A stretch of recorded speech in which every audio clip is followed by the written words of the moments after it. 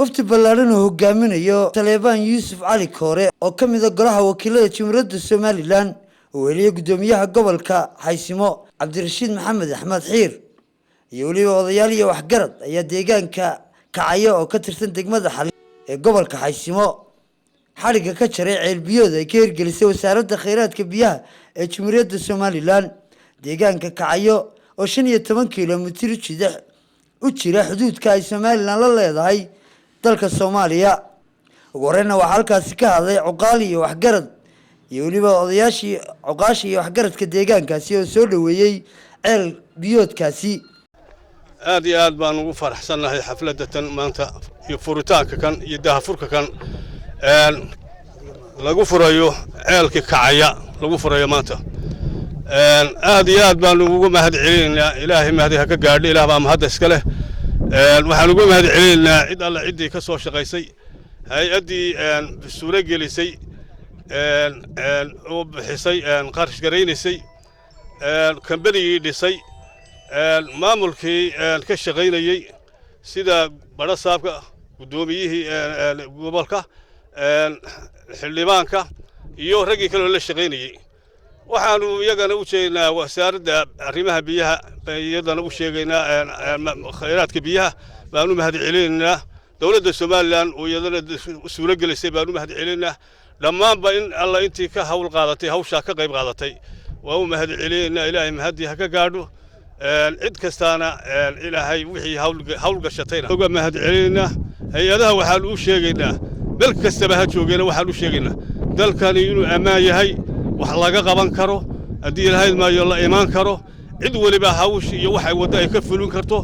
uu ammaan yahayna waxaan ognahay in lagu saxaafada badan lagu furay oo la yiri lama iimaan karo waxa weeye dhulkaasi dhul aamina maaha waa lagu dhacayaa hay'adaha iyo hadii Ilaahay maayo wixii sida boo la dhacaya diiwaangelintii baa ka dhacday waxaan u sheegaynaa inay waxba ka jirin sida hawshaasi maanta loo fuliyay oo kambanigii uu fuliyay waxaan leenahay cid waliba waa soo dhaweyn bismillaahir rahmaanir rahiim meeshaan joognaa waa meel leedo Kacaya oo mana ah oo dhan waxa mana ahayd oo dhan walba ay biyuhu jiraan meesha ugu dhow 40 kiiloomitir aad iyo aad baan uga mahadcelinaynaa wasaaradda biyaha Somaliland oo ka qayb qaadatay suura gelisay biyaha maanta halkan biyaha laga furo kambanigii cid kasta oo ka qayb qaadatay kambanigii taa oo mahadcelin Ilaahay baa mahad leh waa meel important oo meel u baahnay in biyaha laga soo saaro xilli abaar oo khatar ah lagu jiray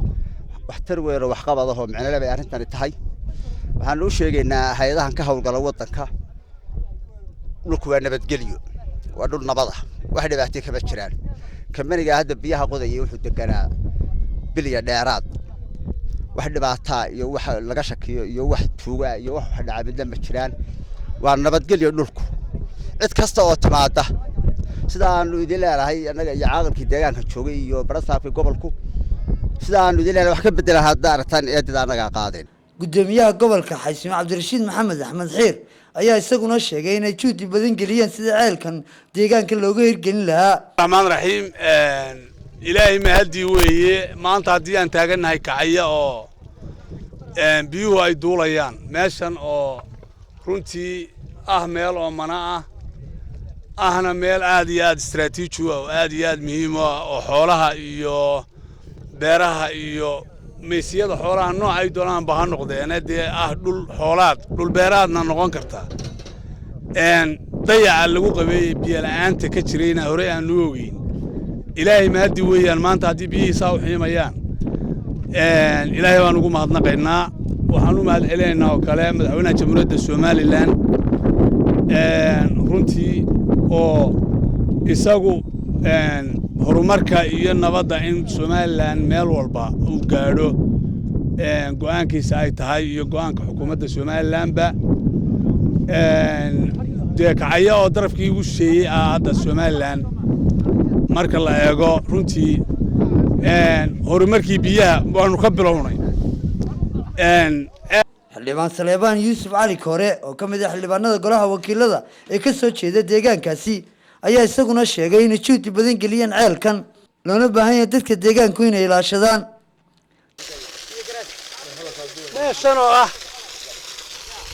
kacaya la yiraahdo waa meelihii ugu daraa ee ay ka jirtay biyo la'aanta dalku waxayna ka tirsan tahay deegaanka xalin degmada xalin ee gobolka Xaysimo waxaana ugu dhow biyo halkan 30 kilomitir oo bariga ina ka xiga iyo xaggan oo aan dhoweyn sidaa daraadeed maanta waxaad u jeedaan in biyo fiican oo xoolaha iyo dadkuba cabi karayaan ama isticmaali karayaan ay ka socdaan oo runtii waa mahad Ilaahay waxaa ku deeqay wasaaradda baan ugu mahadnaqaynaa inaanu maanta halkan joogno waxay kaloo inoo ku soo darayaan oo qorshaha ku jira inay inoo sameeyaan solar system kuwaasoo biyuhu 24 hours bilaa lacag ayay ku socon doonaan solar systemka marka guud ahaan aad iyo aad baan ugu faraxsanahay meeshii bilaa biyaha ahayd ee dadka iyo xooluhuba ku aqan jireen inaynu maanta deegaankan oo ah deegaan aad u ballaaran